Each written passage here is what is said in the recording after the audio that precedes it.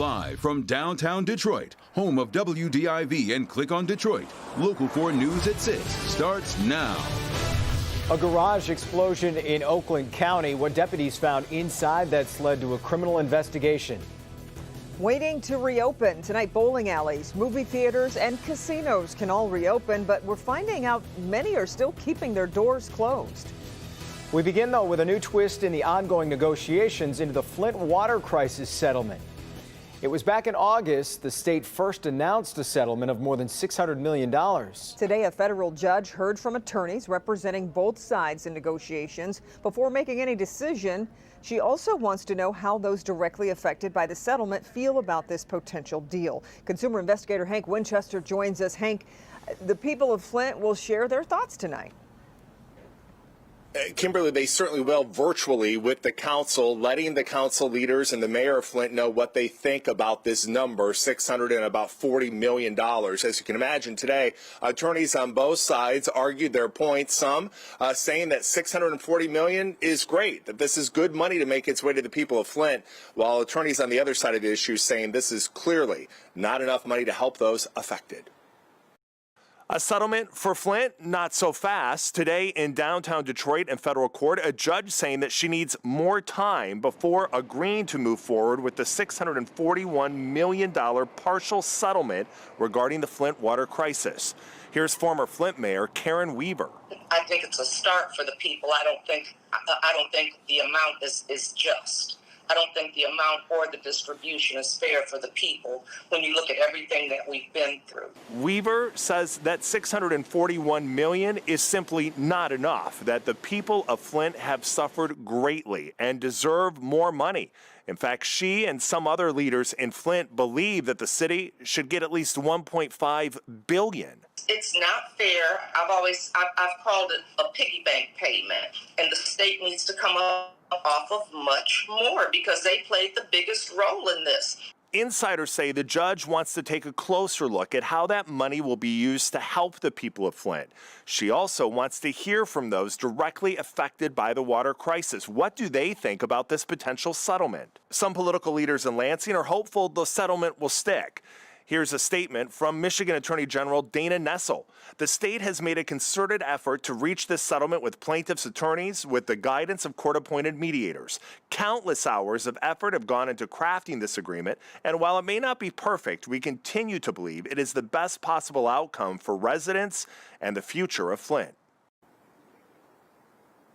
Back out here live, there are some on this issue that believe that the people of Flint should take this deal, take the money that's being offered right now, because who knows what could happen in the future. Others, though, arguing that it's not clearly enough and that those really impacted by this water crisis deserve much more. We're live here tonight. Hank Winchester, help me, Hank. Yeah, we'll see what happens. All right, Hank, thank you. Now to the latest on the coronavirus numbers here in Michigan. The state is reporting more than 4,500 new cases over the past 2 days. That's an average of about 2,200 cases a day. State officials also reported an additional 71 deaths. Michigan released its most recent school outbreak numbers, adding 26 new outbreaks to the growing list of schools across the state. Last Friday, Governor Gretchen Whitmer announced she and the Michigan Department of Health and Human Services are ready to start reopening a lot of businesses today. But upon closer inspection, many of them are not. Local 4 business editor Rod Maloney is live tonight in Waterford. And Rod, what's going on out there? Well, Jason, first of all, if you want to go to one of Detroit's casinos, you can't. They're not open. They won't be open for a couple of days. Want to bowl a couple of strings? Well, there are a couple of alleys around that you can do that. And then here in Waterford, we get the MGR Cinema, right? Well, they're still closed as well. The 10 MGR movie theaters across Metro Detroit survived selling takeout popcorn. The governor now allowing movie going to a point, limited to roughly 30 people in auditorium. MGR Operations VP Joel Kincaid welcomes at least that on Wednesday. The fact that there's not much else going on really helps this industry. We're one of very few sort of escapes out of 2020. And so we've had a tremendous amount of excitement. So we're opening without concessions. As you can see, it'll be closed. Greektown Casino will reopen Wednesday night, too. It's been a bit of a scramble to bring back 800 employees, says Greektown's Marvin Beatty. So the big thing is to get all of our team members back and tested.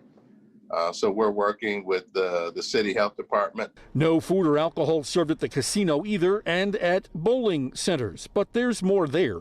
Only direct family can be on the lane together, killing profitable league play.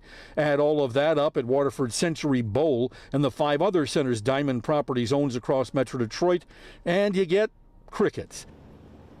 They've decided to stay closed until mid-January. Owner Bill Diamond says the governor's rules are not what they appear. I would say if you wanted to set up statutes and rules whereby you could make sure that no one actually goes to a bowling center, these are probably the rules that you would put in place.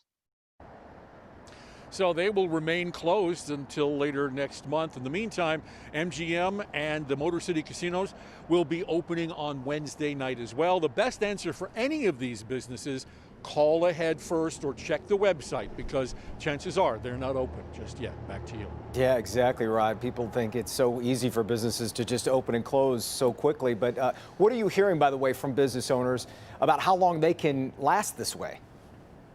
Well, they're hanging on by a thread here as it is. Now, it's one of those things where they're saying that they can't go on like this much longer.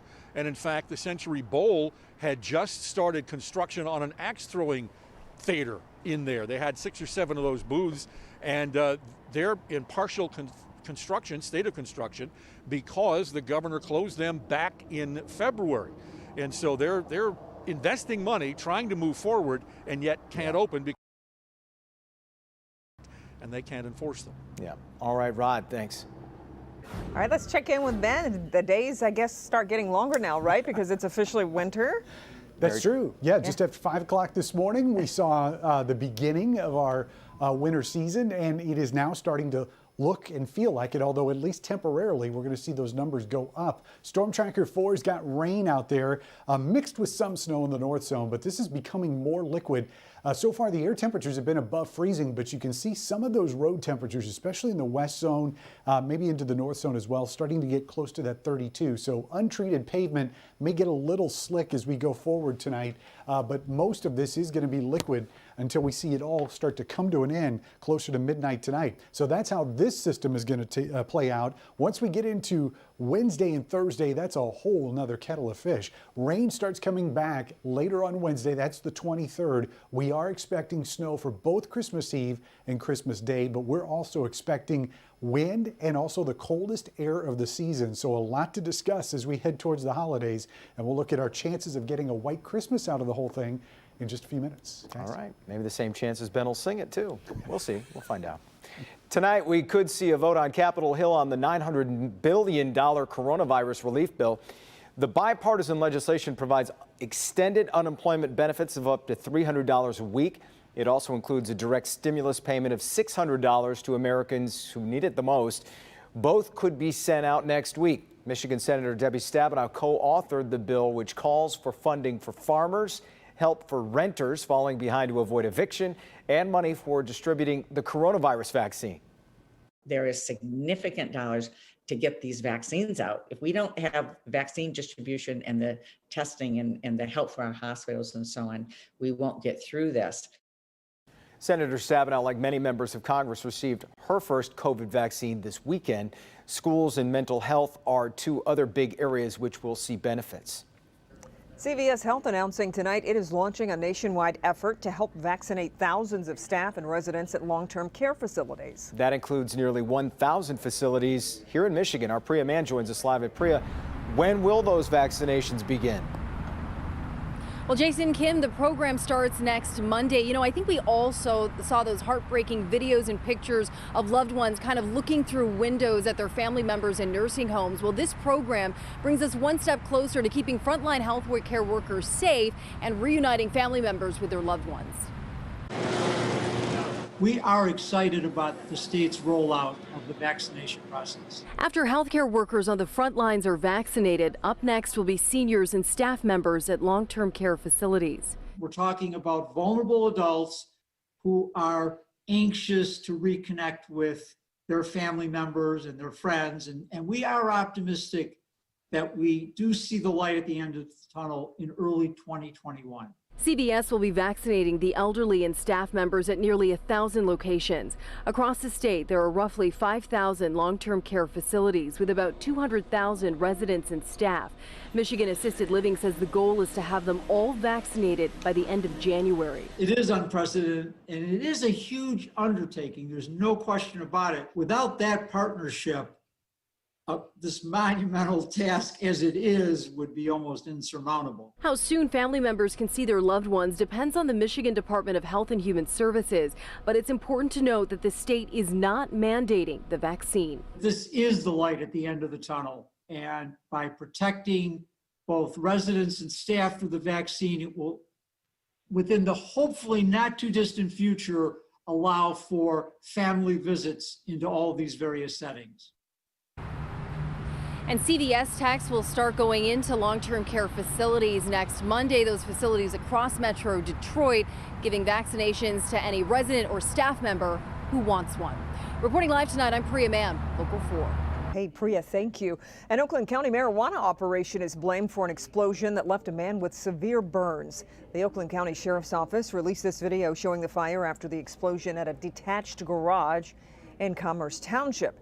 Deputies say the garage was being used as a butane hash oil lab, and the man hurt was inside that garage when the explosion happened.